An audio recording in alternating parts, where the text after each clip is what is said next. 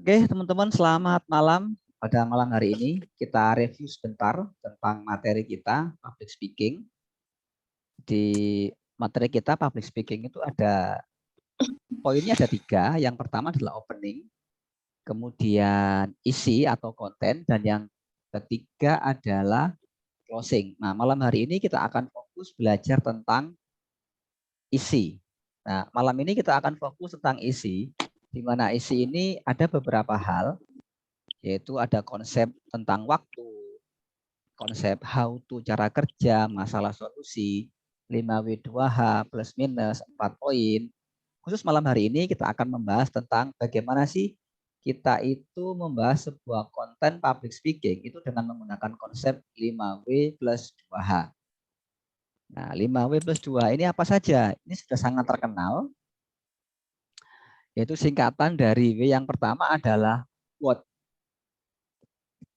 What. Jadi kalau kita mau mengupas apa, kita memberikan sebuah definisi apa. Sebagai contoh, kalau kita mengupas tentang, ambillah tentang rumah. Rumah itu apa sih gitu? Rumah adalah, nah ini tinggal kita berikan definisi sesuai yang kita inginkan. Atau, nah nanti definisi terbagi menjadi 3 lagi. Secara intelektual, secara emosional, atau secara spiritual. Itu tentang rumah. Misalkan ini saya belum buka ke Google. Rumah adalah, nah nanti kita bisa mendefinisikan, misalkan seperti ini. Rumah adalah tempat tinggal kita, di mana di rumah itu kita dapat berteduh dari hujan dan panas. Kita bisa berlindung, tinggal di sana bersama dengan keluarga. Ini sebagai contoh, kita memberikan sebuah definisi. What. Nah, setelah what, yang kedua apa? When, kapan. Kapan sebuah rumah ini dibangun. Nah, rumah dibangun ini tergantung pada konteks apa yang mau kita sampaikan. Kalau zaman dulu namanya rumah itu ya, konon katanya berdasarkan literatur orang-orang itu tinggal dalam zaman purba itu nomaden, tidak menetap, kemudian tinggal di gua-gua. Sampai sekarang manusia modern tinggal di mana? Di rumah-rumah. Ada yang tinggal di desa, ada yang tinggal di kota. Bahkan sekarang ada yang mau mencoba untuk tinggal di luar angkasa. Where, di mana? Nah, kapan rumah itu dibangun? Kapan? Pada saat kita membutuhkan sebuah tempat tinggal, tempat hunian. Apakah kita misalkan Bu Yuli tinggal di Salatiga, apakah memilih rumah yang di tengah kota, di pinggir, atau mungkin rumahnya di daerah agak menjauh, misalkan ke Ambarawa, di Tuntang, misalkan seperti itu. Atau misalkan Bu Dewi, kapan membangun rumah? Kapan ya? Ketika Bu Dewi ingin memiliki tempat tinggal di rumah bersama suaminya dan bersama dengan anak-anak. Itu kapan? Nah, jadi orang membeli rumah itu kapan? Sesuai dengan kebutuhan masing-masing. Atau bisa jadi kapan Bu Yuli akan beli rumah? Ya, Bu Yuli akan beli rumah lagi setelah Bu Yuli memiliki rumah yang pertama dan akan menyiapkan rumah yang kedua sebagai investasi. Kapan? Where, di mana? Nah, kita bahas apakah di bumi, apakah di luar angkasa. Why? Mengapa kita membutuhkan rumah? Karena, nah ini kita bisa menyebutkan alasannya. Mau satu alasan, 2, 3, 4, 5, ini terserah kita. Mau berapa alasan yang mau kita sampaikan. Nanti kita akan kupas dengan studi kasus yang lainnya. Mengapa kita tuh perlu memiliki rumah? Who? Siapa yang membutuhkan rumah? Ya tentu saja setiap kita. Dulu ketika saya ikut training properti, itu menyebutkan bahwa kita itu perlu memiliki rumah sejumlah anak-anak kita. Jadi kalau kita punya anak 2, ya paling enggak kita harus punya rumah 3. Kita dan 2 anak-anak kita. Siapa? Bisa juga kita melihat gini, siapa sih developer yang terpercaya yang menyediakan rumah? Kenapa? Karena kita menemukan banyak kasus bahwa orang-orang yang membeli rumah ditinggal melarikan diri oleh siapa? Ditinggal melarikan diri oleh pengembangnya dan nggak jelas gitu. Mana? Larinya kemana gitu. Nah, setelah who, how, bagaimana kita bisa memiliki rumah. Ada banyak teknik atau cerita bagaimana kita bisa memiliki rumah. Bisa cara dengan beli cash, dapat hadiah, dapat undian. Kita tidak pernah tahu. Tiba-tiba Bu Yuli dari kantornya dapat undian. Ya, atau mungkin dari tabungannya dapat undian rumah, langsung rumah 2 lantai plus isinya. Wah, luar biasa. Kita nggak pernah tahu. Atau mungkin Bu Dewi, bagaimana cara beli rumah? Dengan cara membeli. Nah, beli apakah cash, apakah angsuran, atau meminta kepada orang tua. Misalkan seperti itu. Bagaimana? How much, berapa banyak? Nah, how much ini berapa banyak? Berapa banyak yang kita butuhkan di dalam kita itu memiliki sebuah rumah, apakah cukup 1, 2, atau 3? Yang kedua, how much itu harganya berapa rupiah? Tentu saja bergantung kebutuhan kita. Kalau kita ngomong keinginan, kalau ngomong masalah rumah, ya tidak akan ada habis-habisnya. Nah, sebagai contoh, misalkan di sebuah tempat rumah itu harganya untuk satu tempat bisa jadi harganya sekitar mulai dari 200 juta. Dengan ukuran yang sama, tapi karena beda tempat, dia bisa naik menjadi 500 juta, bahkan 1 miliar, 4 miliar, dan seterusnya. Tergantung dari lokasinya. Nah, itu teman-teman teknik bagaimana kita memberikan sebuah pemaparan 5W plus 2H. Jadi setelah kita membuka sebuah opening public speaking dengan mengucapkan salam, perkenalan diri, lalu kita paparkan. Hari ini kita akan memaparkan tentang rumah. Apa sih rumah itu? Kapan kita tuh butuh rumah? Di mana kita harus membeli rumah? Mengapa kita perlu rumah? Siapa yang menyediakan rumah? Apakah pemerintah atau swasta? Bagaimana cara memiliki rumah? Berapa banyak kita butuh rumah dan berapa harganya? Oke teman-teman, demikian sesi sharing kita pada malam hari terkait 5W plus 2H. Nah, sekarang kita akan masuk ke sesi sharing dan tanya jawab. Nah, sebelum kita sharing ke tanya jawab, nah, kita sapa Bu Yuli dulu. Selamat malam Bu Yuli, silakan di open mic Bu Yuli.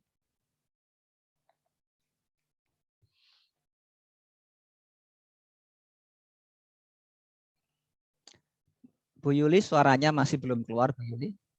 Oh iya. Nah, oke, silakan Bu Yuli. Selamat malam Pak Lia. Selamat malam Bu Yuli. Gimana kabarnya Bu Yuli dalam 1 minggu ini? Sudah praktek bicara kemana saja?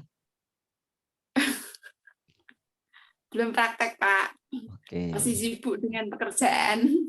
Oke, baik Bu Yuli. Oke, untuk Bu Yuli itu dari link video yang saya kirimkan ke WA kemarin itu kan ada tugas-tugas Bu Yuli.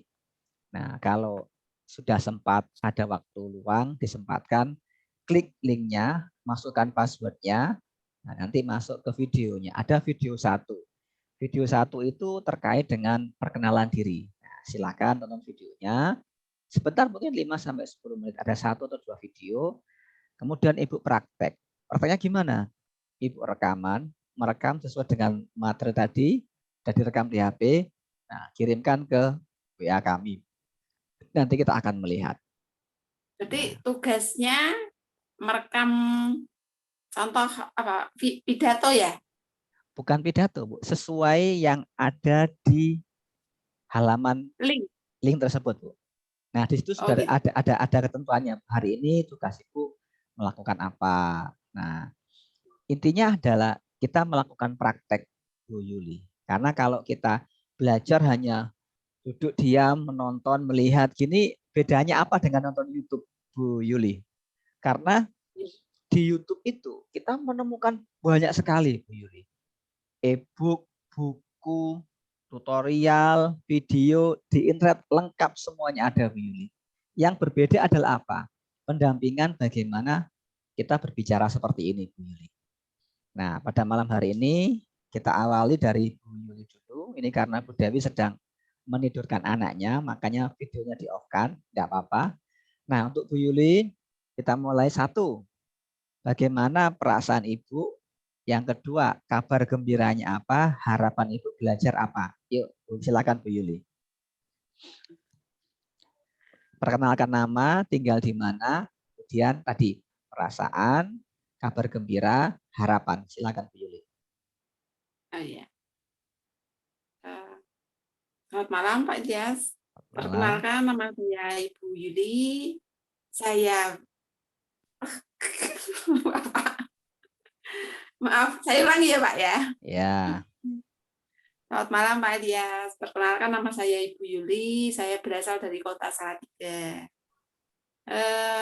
Kondisi saat ini baik-baik saja, cuma masih banyak sekali pekerjaan yang harus diselesaikan, dan harapan-harapan saya bisa menyelesaikan pekerjaan tersebut dengan sebaik-baiknya. Gitu Pak oke. Elias. Terima kasih Bu Yuli. Nah, ketika Bu Yuli mengatakan masih sibuk pekerjaan dan akan menyelesaikan dengan sebaik-baiknya, oke, tak masalah Bu Yuli. Karena format kita bukan format coaching, jadi saya tidak perlu tanya secara detail pekerjaan yang dilakukan apa, tidak perlu Bu Yuli. Nanti kalau dalam format coaching itu kita perlu Bu. Kenapa? Pada saat Ibu memaparkan sebuah materi, sebuah penjelasan, itu kita perlu menjelaskan. Misalkan seperti ini.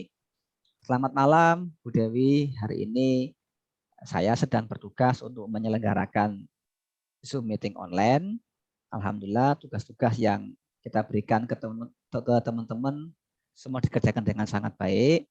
Dan barusan masuk hari Sabtu sore besok kita ada kelas basic hipnoterapi online dengan peserta dari Bogor. Nah, yang menarik adalah ini adalah teman lama pemilik usaha mie janda, mie Jawa Sunda. Dia punya 4 outlet dan banyak karyawan di sana. Oke, silakan Waifel Bu Dewi. Perasaan, kabar gembira, harapan dilancarkan. Yuk, open mic. Assalamualaikum warahmatullahi wabarakatuh. Selamat wabarakatuh. Selamat malam dan salam sejahtera untuk kita semua. Terima kasih Pak Ilyas atas kesempatannya. Alhamdulillah hari ini sangat senang dan bahagia ya karena Sebentar, masih diberikan Bu terus Dewi. diberikan kesehatan. Bu Siap. Dewi, sebentar. Nah, coba kita latihan ya. Perhatikan gambar saya, Bu. Saya kan seolah-olah sedang memandang Ibu kan. Mata saya, Bu. Bisa melihat, Iya. Bu? Nah, tapi kalau seperti ini, saya nggak melihat Ibu, mata saya, Bu. Iya, lihat bawah. Nah, jadi ketika kita berbicara di media, usahakan mata kita menatap ke mata kamera HP atau laptop. Nah, kalau HP lihat HP, kalau laptop di laptop. Jadi pada saat berbicara seolah-olah Bu Dewi sedang melihat saya sedang melihat Ibu. Nah, saya akan melihat bagaimana Ibu memandang ke kamera. Nah, itu nanti kita akan tahu bedanya, Bu Yuri. Yuk, pandang kameranya, ke Bu. Kamera atau ke ini, Pak? Ya, lihat ke matanya Pak Ilyas tapi di HP ini gitu. Enggak, jangan ke mata saya, tapi Bu Yuli melihat ke kamera, lensa kamera, betul. Oh, gitu, nah, siap. Kalau kita melihat lensa, seolah-olah kita sedang ditatap langsung oleh orang tersebut. Nah, saya akan memperhatikan mata Ibu, jadi saya enggak lihat kamera. Silakan, Bu. Baik, terima kasih Pak Ilyas atas kesempatannya. Alhamdulillah hari ini saya senang karena terus diberikan kesehatan dan juga kesempatan ya untuk bisa gabung lagi bersama dengan kelas public speaking Pak Ilyas pada malam hari ini. Kabar hari ini, alhamdulillah pekerjaan di kantor lancar, kemudian di Sidoarjo sini kondisinya lagi hujan, Pak. Hujan dari siang sampai dengan malam ini masih hujan. Harapannya ya semoga ilmu yang saya dapatkan dari Pak Ilyas ini dapat berguna dan segera bisa saya implementasikan, praktekkan ke lapangan itu ya. Terima kasih. Assalamualaikum warahmatullahi wabarakatuh. Waalaikumsalam. Oke. Nah, Bu Dewi perhatikan enggak? E-nya berapa banyak tadi Bu Dewi? Sangat banyak. Nah, oke. Jadi karena kita kan dalam kontes penjurian, kita tidak menyalahkan Bu Dewi. Nah, kita mengingatkan kembali. Ya, jadi hari ini ketika ada E-nya, oke, berarti E-nya masih cukup banyak, ya sudah kita terima saja. Nah, sekarang Bu Yuli bisa menjelaskan Bu, what apa Bu? Nah, kita mulai dari apa dulu? Apa? Jadi kalau kita ngomong apa ini, Ibu mau milih topik apa Bu, tentang apa? Tentang apa ya?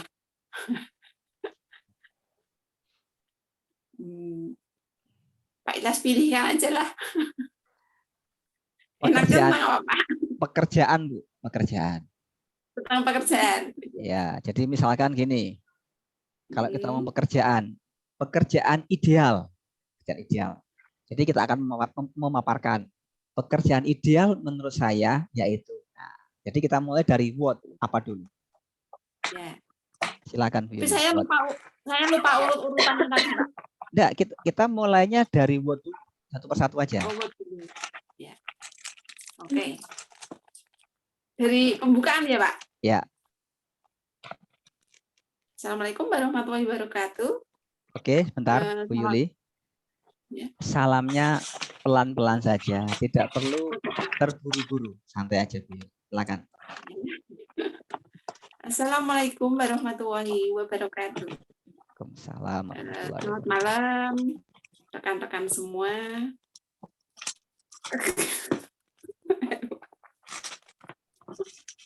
Ayo, Bu Nggak Yuli. fokus, Pak. Dilatih Bu Yuli. Ya. Ya, kita ulangi lagi. Silakan.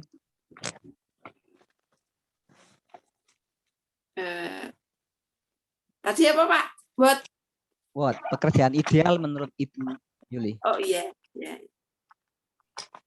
Assalamualaikum warahmatullahi wabarakatuh. Selamat malam rekan-rekan semuanya. Kali ini saya akan memaparkan sebuah pekerjaan yang menurut kita itu ideal ya. Menurut saya pribadi, sebuah pekerjaan yang ideal itu adalah yang membuat seseorang yang mengerjakan itu nyaman, tidak merasa terbebani yang terlalu berat, dan dia mampu menyelesaikan dengan baik. Saya kira begitu, Pak Ilyas.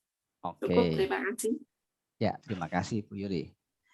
Oke, itu pekerjaan ideal menurut Ibu Yuli. Silakan Bu Dewi, menurut Ibu pekerjaan ideal apa? What, Bu Dewi?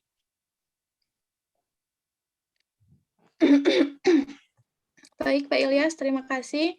Menurut saya pekerjaan ideal itu adalah pekerjaan yang pekerjaan yang kita sukai ya, pekerjaan yang mampu membuat kita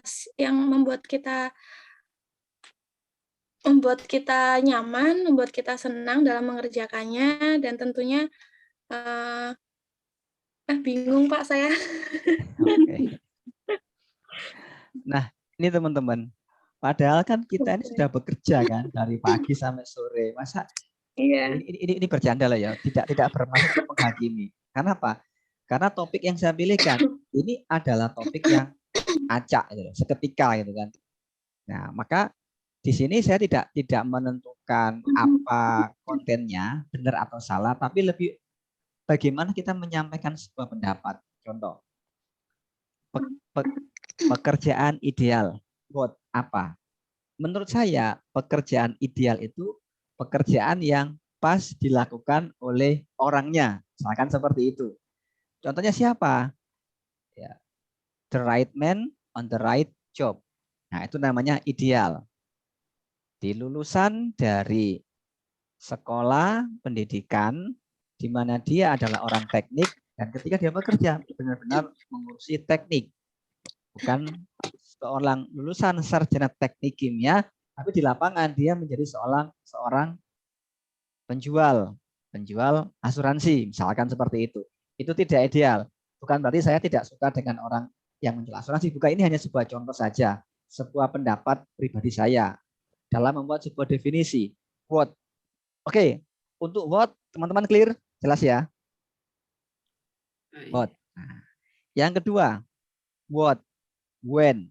Di mana? Di manakah pekerjaan ideal itu? Bu Dewi, silakan. Menurut Ibu Dewi.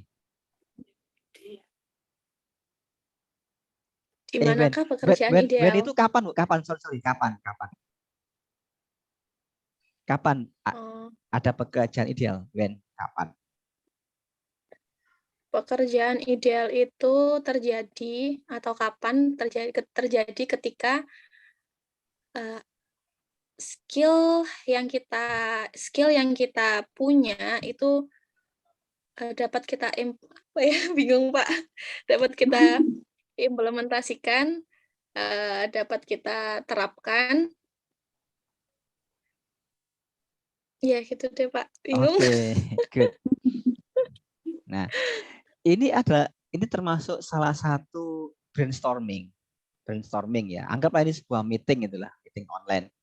Bu Yuli, kapan pekerjaan ideal itu didapatkan atau dilakukan, Bu Yuli? Kalau menurut saya, sebuah pekerjaan yang ideal itu dilakukan di saat jam kerja. Oke. Terus di tempat yang tentu saja kita cocok di situ. Yang melakukannya juga mestinya yang yang ahlinya di situ. Jadi kalau bukan ahlinya, nanti juga nggak akan merasa nyaman di situ. Gitu Pak Alias. Oke, tadi Bu Yuli mengatakan jam kerja. Berarti ada jam kerja ideal dan ada jam kerja yang tidak ideal. Menurut Ibu, jam kerja ideal itu jam berapa, Bu Yuli? Jam 8 sampai jam 4, Pak. Nah, Begitu. jam 8 sampai jam 4. Waktu ada pagi, ada sore. Jam berapa, Ibu? Jam 8 pagi hingga jam 4 sore. Karena kalau malam adalah waktu untuk istirahat dan untuk keluarga. Gitu, Pak. Oke. Lalu bagaimana Ibu mensikapi teman-teman kita yang dia tuh bekerja 3 shift, Ibu?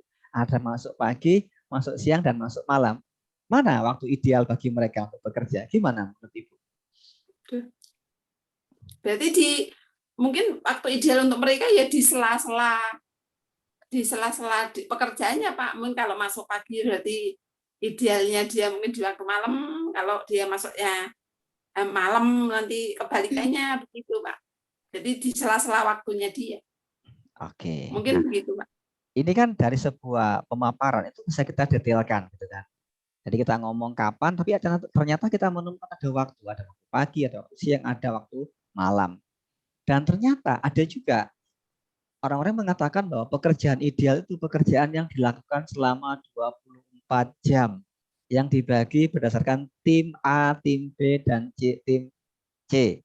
Jadi misalkan kalau kita masuk ke sebuah industri, sebuah perusahaan, di mana ada sebuah mesin yang tidak boleh mati. Kalau mati maka pemanasannya akan membutuhkan biaya yang cukup mahal. Contoh. Yang kedua, di era IT seperti ini, pekerjaan ideal itu bisa kita lakukan, tetapi tidak semuanya harus full manusia. Karena ada namanya kecerdasan buatan. Kita bisa memanfaatkan robot, memanfaatkan teknologi, komputer, dan sebagainya. Gitu Bu Yuli. What, when, where. Nah sekarang, Bu Dewi, di manakah tempat seseorang, Bu Yuli lah, Bu Dewi lah, kan seseorang Bu Dewi, di manakah tempat ideal bagi Ibu bisa bekerja optimal sesuai dengan skill, kompetensi, dan attitude-nya, sikapnya? Maaf Pak, bisa diulangi lagi Pak, putus-putus soalnya. Oh, putus-putus. Nah ini, di manakah seseorang dapat menemukan tempat ideal dia bisa bekerja? Tempat ideal dia bekerja. Seseorang boleh Ibu Dewi, boleh orang lain. Menurut Ibu Dewi. Di manakah, izin saya mengulangi pertanyaannya lagi ya, di manakah seseorang bisa menemukan tempat idealnya bekerja? Ya.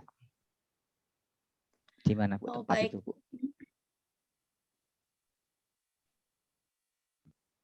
Bu Yuli dulu aja deh Pak, saya masih ngeblank. Iya, saya dulu ya Pak. Silahkan Bu Yuli. Baik Pak, kalau menurut saya, jadi seseorang memiliki sebuah pekerjaan yang ideal adalah yang sesuai dengan minat bakatnya dan syukur dengan keahliannya. Oke. Begitu Pak. Tempatnya di mana, Bu? Where? Di mana? Tempat Iya. Di manakah tempat seseorang menemukan ideal dia untuk bekerja? Di mana? Pertanyaannya di mana? Di mana kan tempat? di mana? Kalau di mana bisa dimanapun itu Pak, selama dia nyaman, sesuai dengan apa itu, sesuai dengan bakat dan minatnya, dimanapun ideal Pak. Oke. Gitu. Contohnya di mana? Di mana? Kasih contoh tempatnya. Misal. Contohnya, misalnya seorang apa ya? Misalnya seorang itu Pak, pemburu misalnya Pak, Oke. yang syuting di hutan-hutan itu Pak. Maksudnya di hutan juga nyaman Pak. Oke. Karena dia memang bakat minatnya di situ. Jadi gitu, kalau pemburu tempat idealnya karena memburu binatang, dia berburunya di hutan. Iya. Oke. Hutannya hutan lindung atau hutan liar? Ya, yang ada binatangnya Pak. Karena hutan ada yang dilindungi dan ada yang hutan liar. Nah, ini salah satu hanya contoh untuk membuat detail gitu Bu Yuli. Oh gitu. Oke. Jadi mungkin ya di sebuah hutan yang hutan liar ya Pak. Soalnya kalau hutan lindung nanti juga ada aturan larangan dan sebagainya yang apa itu binatang yang dilindungi, yang nggak boleh diburu begitu Pak. Jadi mungkin nanti berburunya juga di hutan liar. Oke. Begitu. Good. Bu Dewi, di mana Bu tempat kerja yang ideal menurut Bu Dewi? Tempat kerja yang ideal itu berdasarkan passion-nya sih, Pak. Ada Gimana, Bu? beberapa orang lebih nyaman dia tuh bekerja di belakang layar, di belakang komputer. Ada juga beberapa orang itu yang lebih nyaman bekerja di lapangan. Misalkan Intel kah atau apa, misalkan polisi dan lain sebagainya. Nah, itu tergantung ini sih, tergantung passion-nya, skill yang dia punya, seperti itu. Ya, terus kalau yang tukang nangkap bea cukai ilegal tuh di mana idealnya tempatnya? Bu Dewi. Iya, teman-teman di lapangan sih memang dari atasan sendiri itu melihat apa namanya bawahannya tuh seperti apa, apakah dia lebih cocok bekerja di lapangan, misalkan dia cocok di lapangan, kemudian dia akan ditempatkan di unit pengawasan lebih tepatnya di bagian Intel misalkan, yang gondrong-gondrong dan lain sebagainya seperti itu, yang standby di lapangan 24 jam harus siap misalkan ada apa namanya pelanggaran dan lain sebagainya. Tapi kalau seperti saya lebih cocok tinggal kerja di belakang layar, seperti menyiapkan bahan dan lain sebagainya. Sehingga saya rasa saya tidak cocok untuk turun di lapangan seperti itu. Oke, good. Mungkin seperti itu. Ya, terima kasih. Itu sudah cukup lancar penjelasannya. Nah, ternyata tempat bekerja itu kan kita bagi menjadi dua sekarang. Ada tempat kerja yang offline dan ada tempat kerja yang online. Dalam artian walaupun dia itu duduk manis di belakang layar, ternyata dia melayani customer yang terhubung secara virtual. Bisa melalui WA, Zoom seperti ini. Nah, itu tempat yang ideal. What, when, where, why? Pertanyaan saya seperti ini.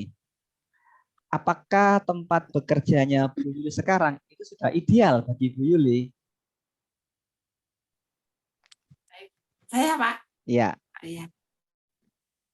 Menurut saya pribadi tempat dan pekerjaan saya menurut saya pribadi adalah belum ideal dan belum sesuai dengan bakat dan minat saya. Oke. Karena sebenarnya bakat minat saya itu sebenarnya adalah saya cenderung ke introvert. Jadi nggak suka berhubungan dengan orang lain, kurang suka keramaian dan sebagainya.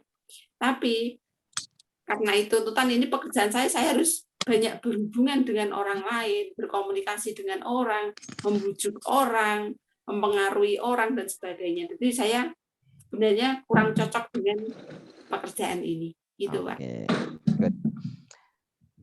Bu Dewi, apakah sudah menemukan posisi yang nyaman? Oke, pertanyaannya Sambil Bu. ngecas, Pak. Iya, oke. Pertanyaannya gini Bu Yuli, sebelum masuk ke why, itu kan perlu ada prolog di depannya. Apakah pekerjaan sekarang itu sudah ideal bagi Bu Dewi?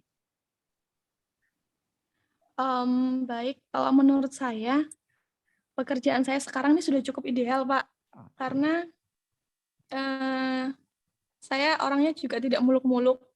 Sempat di titik berambisi, ingin mencoba banyak hal, saya tahu kelemahan saya tahu kekurangan saya, kemudian saya ingin berusaha untuk melawan, kemudian ingin berusaha untuk mencoba hal-hal baru, tapi kemudian saya pikir saya nikmati saja pekerjaan saat ini, saya juga sudah cukup nyaman dengan rutinitas saya saat ini, jadi saya rasa saya cocok di unit saya saat ini. Mungkin itu sih. Oke, good. Nah, di sini kan ada dua orang, yang satu merasa kurang ideal, yang satu sudah ideal itu.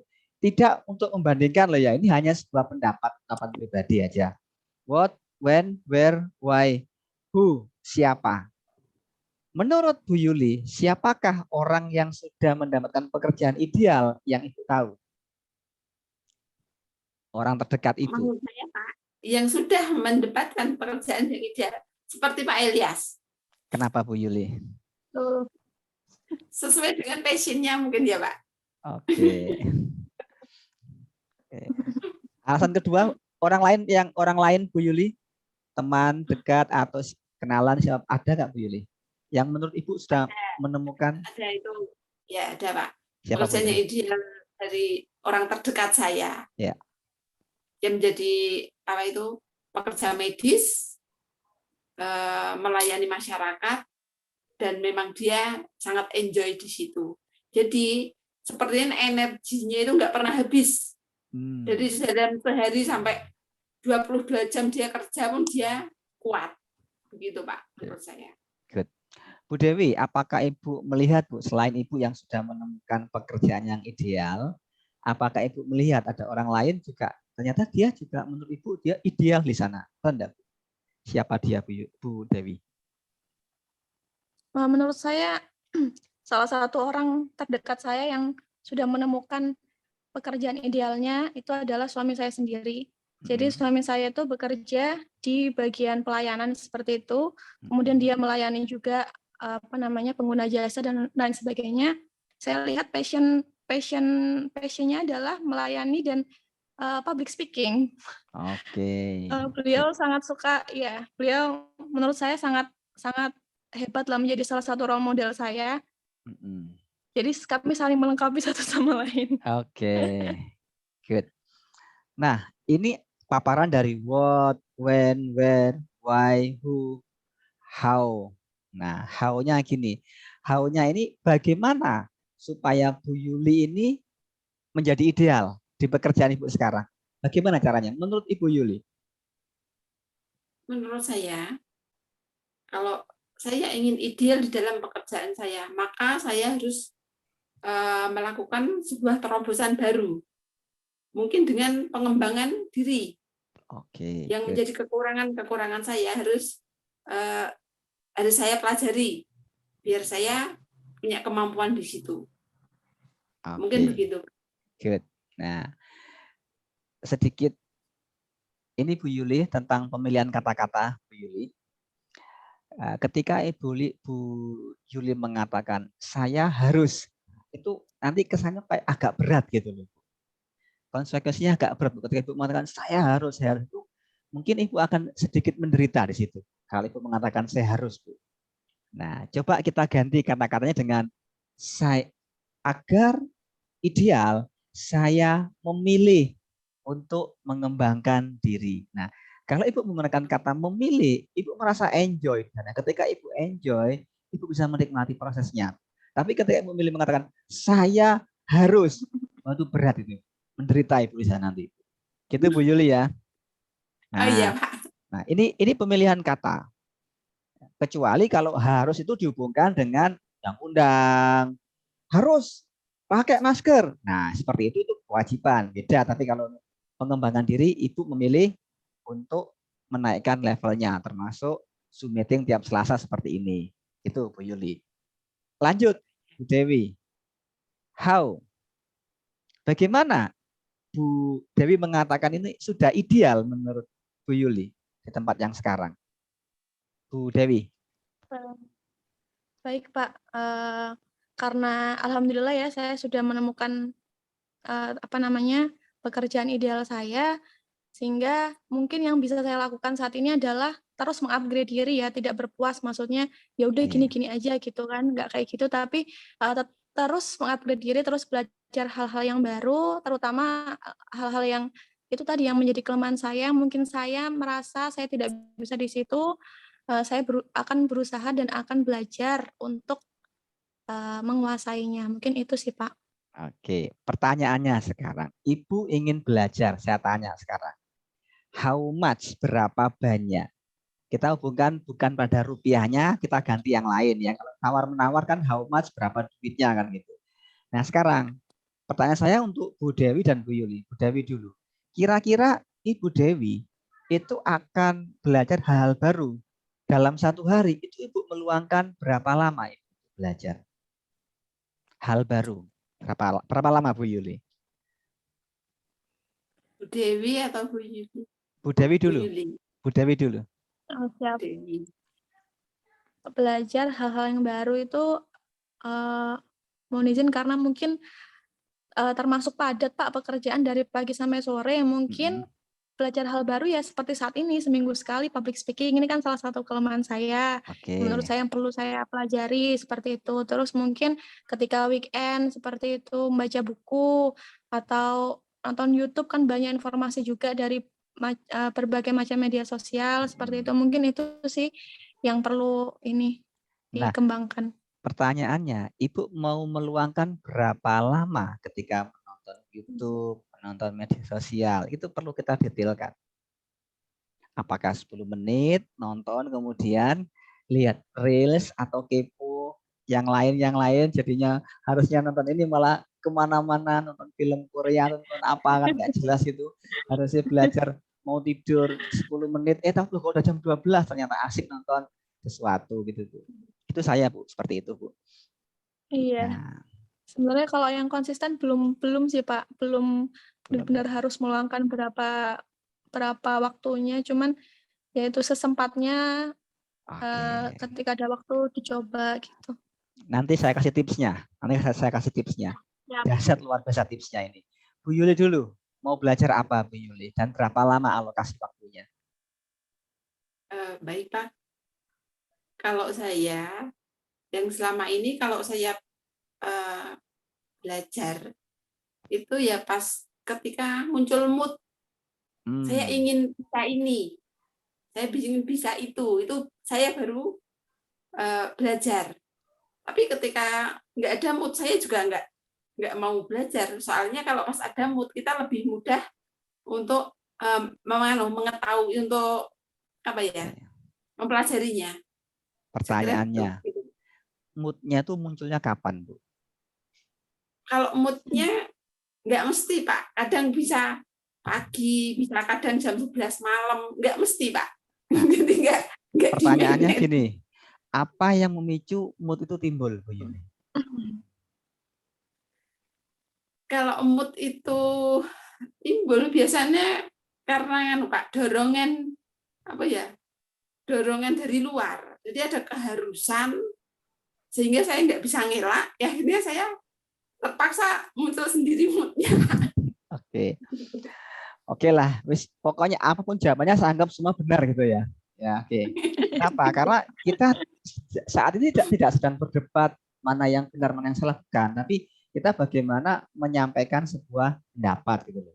Tentu saja kalau dalam bekerja nanti kita ada namanya persiapan, ada namanya latihan, itu akan berbeda dengan kita latihan impromptu. Latihan pokoknya yang penting ngomong 1, 2, 3 ngomong aja, mau benar masalah yang penting kita melancarkan kata-kata kita, itu dulu teman-teman.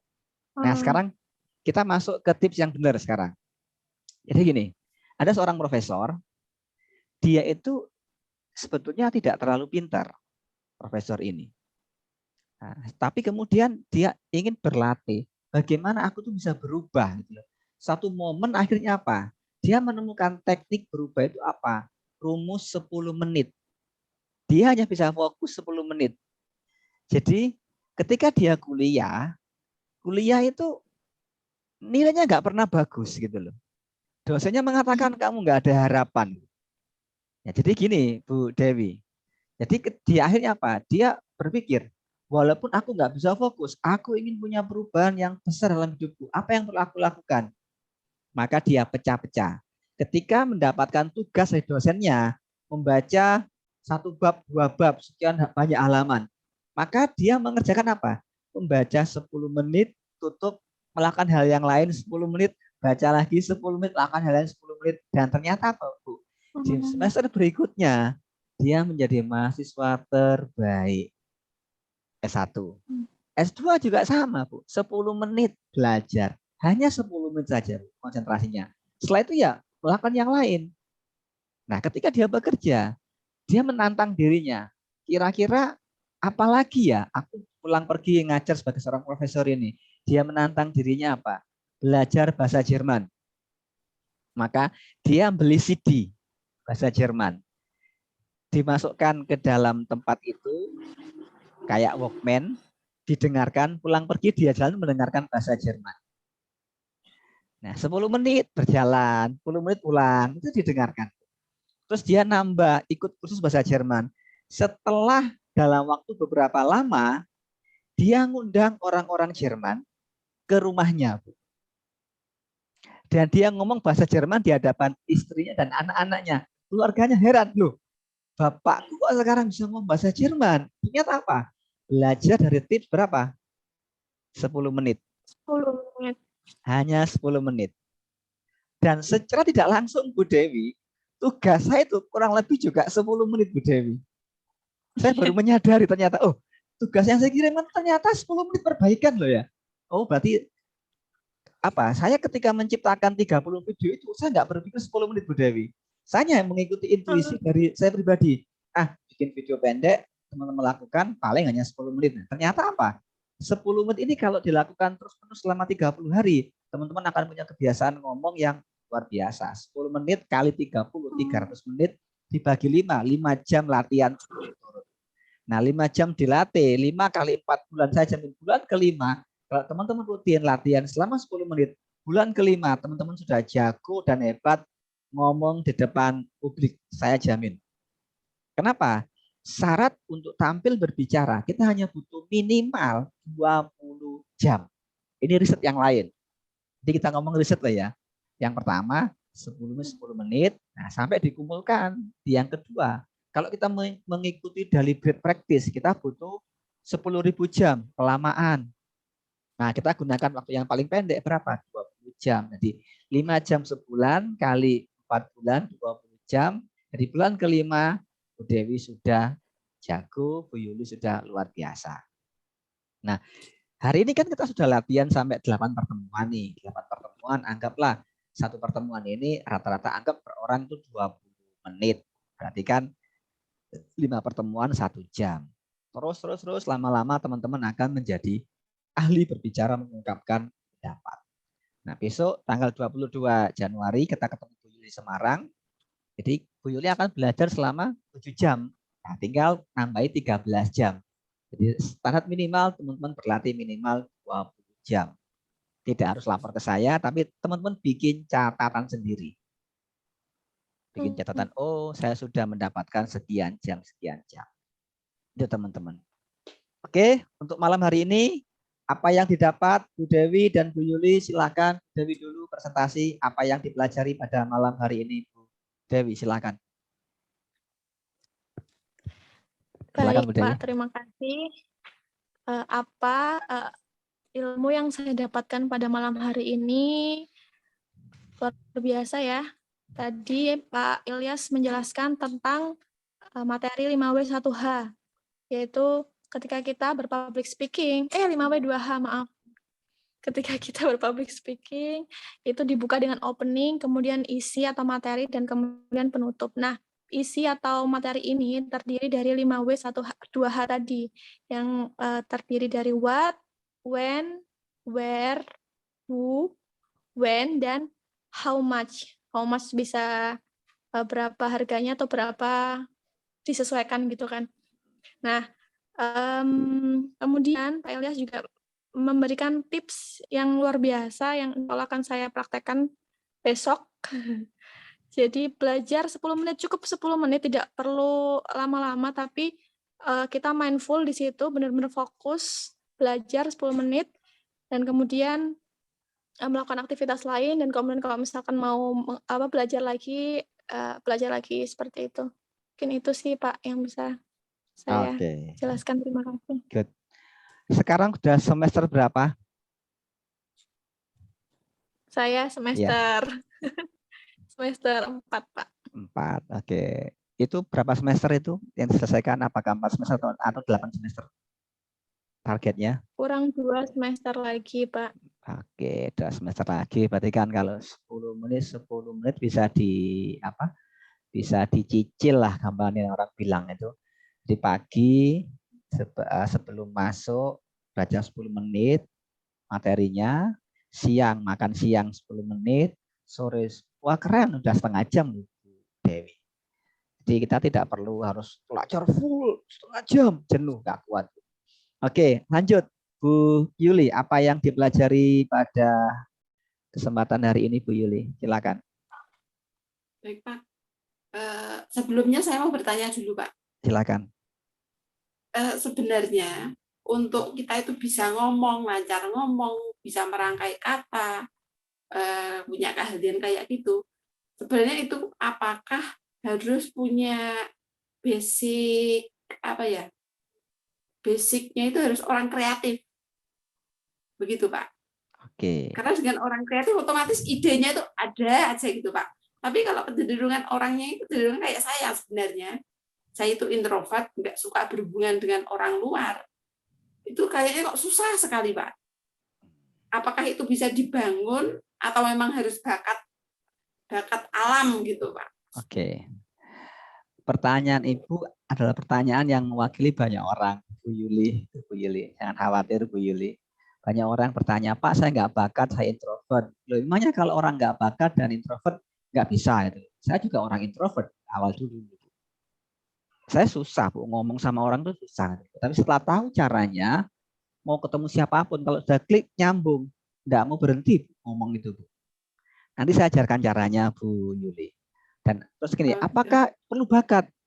Bu Yuli, riset terakhir dari Angela Duckworth kalau tidak salah itu, bakat itu tidak ada Bu Yuli. Yang ada adalah ketekunan. Apakah Anda mau tekun berlatih berbicara? Ketika Anda tekun berlatih, Ibu akan jauh hebat melampaui diri Ibu yang saat ini. Ingat, bandingannya bukan orang lain, tapi diri sendiri. Ketika Ibu tekun berlatih ngomong 10 menit sehari, 10 menit sehari, Ibu akan menjadi orang yang benar-benar jago ketika berbicara. Tidak peduli Ibu introvert atau di justify, tidak punya bakat, nggak pernah ngomong, nggak ada masalah. Kita punya rumus namanya LPL. Lakukan, perbaiki, lakukan. Perbaiki, lakukan, perbaiki, lakukan. Terus jadinya apa? Ibu akan menjadi seorang pembicara yang the best versi Ibu, bukan membandingkan dengan orang lain. Ibu akan bisa, oh saya sudah naik level nih, oh sudah naik level nih, seperti itu. Jadi inilah tujuannya kita belajar secara offline dan online setiap Selasa. Tujuan kita apa? Melatihkan. Kalau saya perhatikan, Bu Yuli, pertama kali Selasa kemarin dengan Selasa hari ini sudah berbeda. Keberaniannya sudah berbeda. Ibu bisa merasakan enggak, Bu Yuli? Ya, sekarang udah nggak keringetan, Pak. Nah. Masih keringetan. Sepanjang Zoom itu keringetan. Nah. Sama tangan. Itu kalau tidak melakukan jam terbang, nah terus berarti seperti ini, itu tidak akan pernah gitu loh, menemukan, oh ngomong tuh kayak gini toh gitu loh. Nah, gitu loh Bu Yuli. Nah, termasuk tadi ketika saya menggunakan Restream, itu latihan juga. Saya ingin tahu teman-teman ini gaptek atau tidak gitu loh. Ternyata susah kan? Ya sudahlah kita balik ke Zoom lagi gitu loh. Nah, artinya apa? Nanti saya akan mengajak teman-teman gak hanya di Zoom, kita akan coba Google Meet, kita coba StreamYard. Artinya apa? Kita melek teknologi sesuatu yang tidak pernah kita alami, tapi saya ajak teman-teman mengalami gitu loh. Misalkan hari ini, misalkan kita wisata kalau di Semarang, teman-teman kita hari ini naik bis ya ke Lawang Sewu, objeknya Lawang Sewu, yuk presentasi tentang Lawang Sewu. Minggu depan kita presentasi tentang Sampokong. Minggu depan lagi kita ngomong tentang Candi Jonggrang. Pertemuan berikutnya kita ngomong tentang kereta uap Ambarawa. Maju lagi kita ngomong tentang Lumpur Lapindo, kebun binatang Surabaya. Kapan lagi kita ngomong Mon Castle di Jalan Pemuda, kapal selam. Kapan lagi kita ngomong tentang Surabaya Karnival dan sebagainya. Seperti itu teman-teman. Ayo Bu Yuli, apa yang dipelajari pada malam hari ini? Silakan Bu Yuli. Oh, baik Pak. Yang saya pelajari pada malam hari ini, saya semakin tambah wawasan bahwa ngomong, untuk bisa ngomong itu sebenarnya juga susah Pak. Tapi kalau dipelajari bisa juga.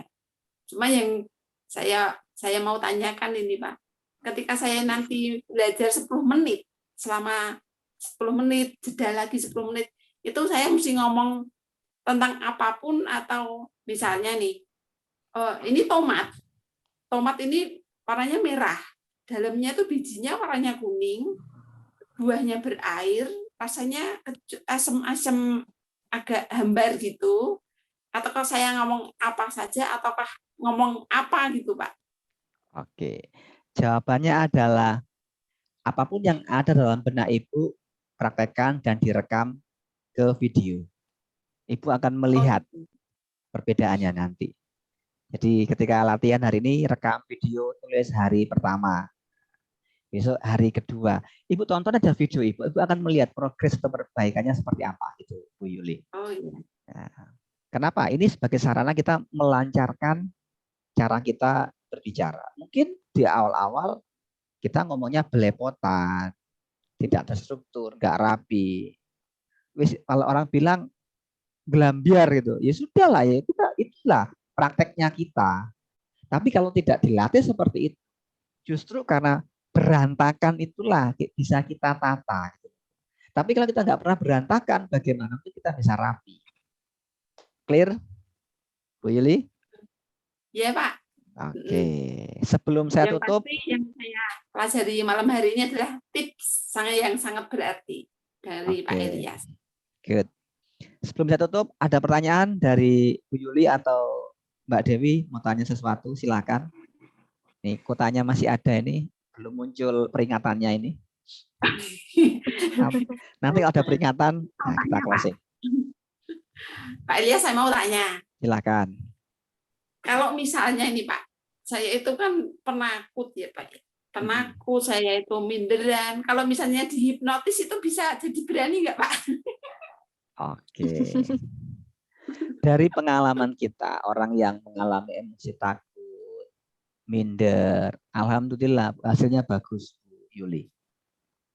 Jadi yang sering saya contohkan itu ada istri pejabat dari luar Jawa datang ke Semarang, minta dihipnoterapi. Beliau ketakutan untuk ngomong. Ya saya hipno, Bu. Satu kali selesai pulang. Pidato berani, Bu. Assalamualaikum warahmatullahi wabarakatuh. Selamat siang teman-teman semuanya. Berhenti, Bu. Tapi sudah pede. Loh, kenapa kok berhenti? Nah, karena berhenti maka dia turun. Dilanjutkan, diganti oleh timnya yang lain. Telepon saya. Pak Ilyas, saya sudah berani ngomong, saya sudah pede. Tapi kok macet kenapa? Ya saya tanya. Ibu sudah belajar public speaking? Belum Pak Ilyas, itu masalahnya.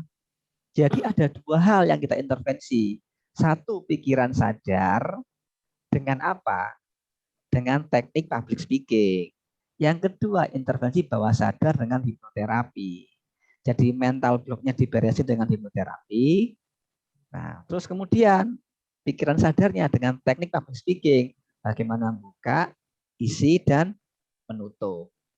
Nah, orang-orang yang hanya belajar di pikiran sadar saja, tahu tekniknya, tapi mental block nggak diberesin, ya nggak berani maju, tetap aja dia tahu cara buka, cara ini, tapi dia nggak berani ngomong. Gitu.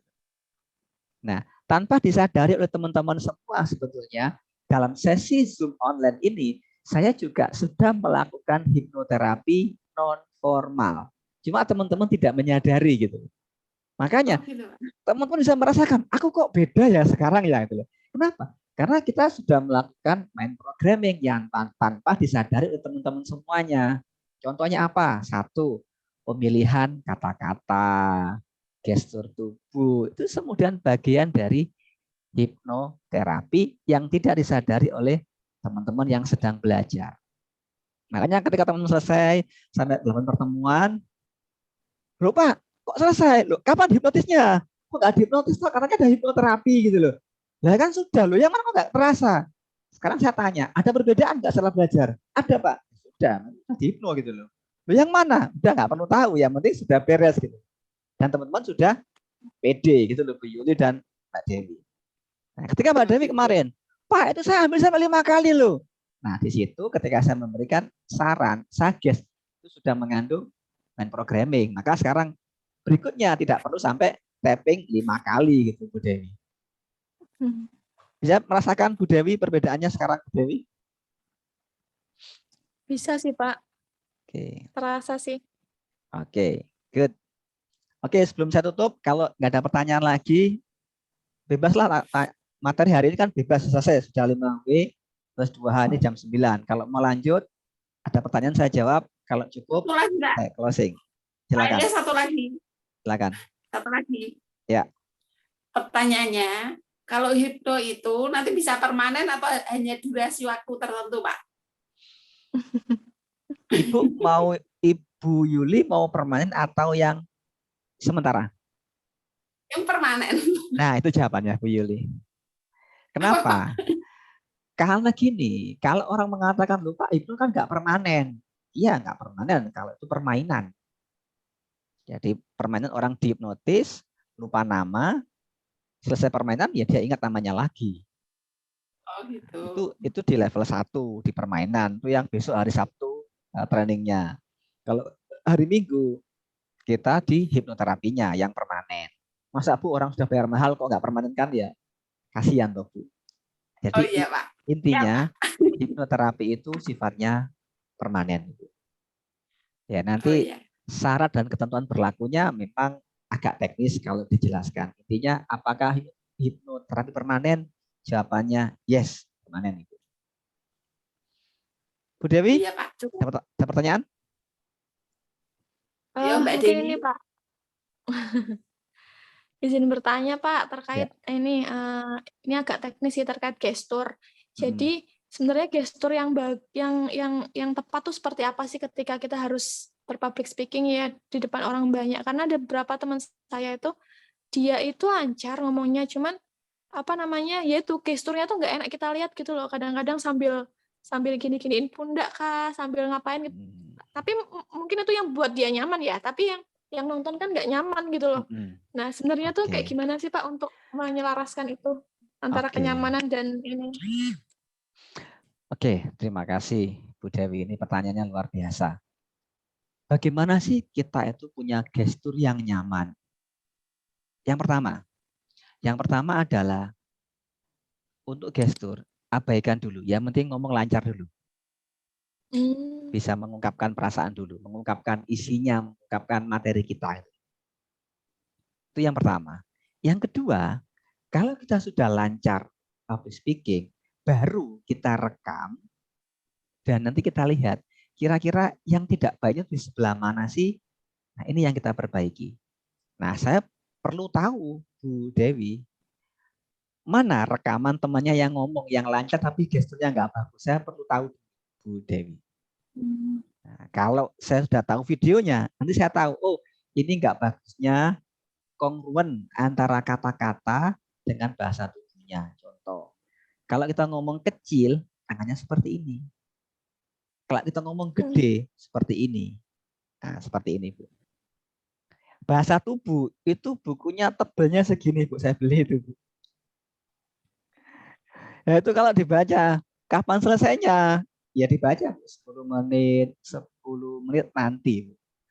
Masalahnya karena kita online, jadi terbatas. Saya akan, betulnya ada sih Bu, gestur bahasa tubuh. Kalau orang seperti ini itu artinya apa? Gitu. Saya kasihkan contoh satu aja lah. Gestur bahasa tubuh Bu ya. Satu, hari kita belajar gestur apa? Tatapan mata, pandangan mata. Pandangan mata ini kita melihat kemana? Kita melihat kalau bisa mata ketemu dengan mata sejajar. Saya melihat ke Yuli, melihat ke Bu Dewi. Kalau offline loh ya, mata. Kalau online, lihat lensa seperti ini. Kalau offline, saya lihat tatap matanya Bu Dewi langsung. Bu langsung. Itu tatap semua peserta. Nggak harus satu persatu mendelik, mecil, nggak harus gitu Bu. Tapi mereka bisa merasakan kehadiran sapaan kita melalui mata. Semuanya pukul rata. Dan yang kita lihat itu antara batas ini sampai dagu. Yang paling bagus mata ketemu mata, kalau ke atas ya dagu paling bawah, kalau ke atas dahi, kalau paling bawah dagu. Itu gestur mata. Yang kedua, posisi kepala. Bagaimana cara mengangguk? Mengangguklah dengan anggun, perlahan. Baik. Baik. Nah, beda, kelasnya beda. Baik, Bapak. Ada lagi yang dapat kami bantu? Oh iya, Pak. Iya, iya, iya, iya. Sambil maju gini, Bu. Ketahuan kelasnya, Bu Dewi. Nah, itu pelan-pelan, anggut. Itu kepala. Kemudian dadanya tegak seperti ini. Nah, duduk pun ada aturannya. Ketika duduk itu kalau bisa yang nempel di kursi pantat, bukan punggung. Ini santai nggak bagus, tapi yang nempel itu pantatnya. Jadi bokongnya yang nempel, bukan apa Bu, bukan pundaknya. Nah, seperti ini. Kemudian sikap piramida terbalik kalau nggak pegang nih. Yang terus ke bawah lagi, kuda-kuda kaki. Tidak perlu rapat, tidak perlu terlalu lebar, secukupnya. Nah, jadi dari atas kepala, kemudian cara mengangguk, dada, kaki kuda-kuda, tangan piramida dibalik seperti ini. Nah, itu akan membuat gestur kita menjadi nyaman. Kemudian apa? Keluar masuknya nafas juga perlu kita perhitungkan. Assalamualaikum warahmatullahi wabarakatuh. Jangan lupa bicara dengan senyum. Karena berbeda loh orang ngomong saja dengan ngomong dengan senyum itu orang bisa menangkap getarannya berbeda. Dari atas ke bawah itu secara umum, Bu Dewi. Ada juga ketika berbicara depan banyak orang, posisi kaki kita tuh menghadap kemana? Anggap ini kaki ya. Kaki ketemu dengan kaki, berarti ada ketertarikan. Tapi kalau yang satu kakinya menghadap ke sana, nah berarti yang ini nggak tertarik. Ini tertarik. Kalau ini melengos, berarti dia nggak tertarik. Bisa dibayangkan? Ya, sebetulnya kalau di offline ada latihannya juga. Bagaimana kita menilai seseorang. Apakah dia tertarik dengan kita, apakah dia mendengarkan kita atau tidak. Itu gambaran awalnya, Mbak Dewi. Ada lagi? Udah cukup, Pak Ilyas. Kalau Terima kasih. Kalau sempat, silakan direkam temannya, kirimkan ke kita jadikan studi kasus. Jadi Ibu Dewi melihat suaminya yang sebagai idol, sebagai role model, oh ini sudah bagus, direkam. Nah, kita jadikan studi kasus. Saya juga ada di video yang ke-30, itu video terbaik. Kenapa saya tarik yang 30? Ya biar yang terakhir, biar menyelesaikan tugas 1, 2, 3. Video yang terakhir tugasnya apa? Ngomong 30 menit sebetulnya. Tugas ke-30 itu loh. Nah, kalau nggak mengerjakan tugas ya nggak akan pernah tahu. Nah, di tugas yang ke-30 itu ada video yang dia memenangkan kontes internasional dengan menggunakan bahasa Inggris, tapi dia orang India. Oke, sampai ketemu di Selasa depan, berapapun pesertanya, 1 orang, 2 orang, Zoom tetap kita laksanakan. Dan saya siapkan materi-materi baru, tips-tips baru setiap hari Selasa malam. Terima kasih, sampai ketemu di pertemuan yang akan datang dan offline tanggal 22 Januari. Assalamualaikum warahmatullahi wabarakatuh. Assalamualaikum warahmatullahi wabarakatuh. Waalaikumsalam. Terima kasih Pak Ilyas.